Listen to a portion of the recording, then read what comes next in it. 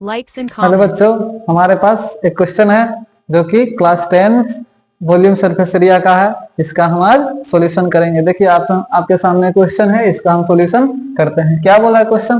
तो बोला है डायमेंशन ऑफ मेटालिक क्यूबॉइड। एक मेटालिक क्यूबॉइड है, उसका डायमेंशन दिया हुआ है 100 सेंटीमीटर, 80 सेंटीमीटर, 64 सेंटीमीटर दिया हुआ है, यानी लेंथ ब्रेथ हाइट दिया हुआ है। बोला इसको मेल्ट कर दिया गया और इसको किसमें बना दिया गया? क्यूब में बना दिया गया।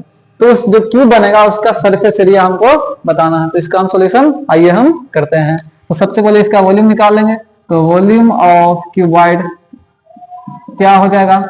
100 इंटू 80 इंटू 64, ये हो गया सेंटीमीटर क्यूब। अब हमारा किसमें बन गया? क्यूब में बन गया, है ना? क्यूब बन गया ये वाला। तो रिकास्ट क्यूब, तो हम लिख लेंगे इसका लेट द एज या साइड ऑफ, है ना, रिकास्ट क्यूब बी ए सेंटीमीटर। तो इसका हम वॉल्यूम निकाल सकते हैं। फिर वॉल्यूम ऑफ रिकास्ट क्यूब का वॉल्यूम क्या हो जाएगा? तो हो जाएगा सर ए क्यूब सेंटीमीटर क्यूब। ठीक है। अब देखिए, तो ये जो पिघला क्यूबॉइड क्या बन गया? क्यूब में बन गया। तो उसका वॉल्यूम तो सेम रहेगा। तो अकॉर्डिंग टू क्वेश्चन क्या हो जाएगा? वॉल्यूम ऑफ, है ना, यहां बनाते हैं volume of cuboid is equal to volume of recast cube. दोनों इक्वल हो जा रहा है। तो यानी वॉल्यूम ऑफ क्यूबॉइड कितना था? 100 into 80 into 64 is equal to recast cube यानी ए क्यूब। ठीक है, यहाँ तक कोई दिक्कत नहीं।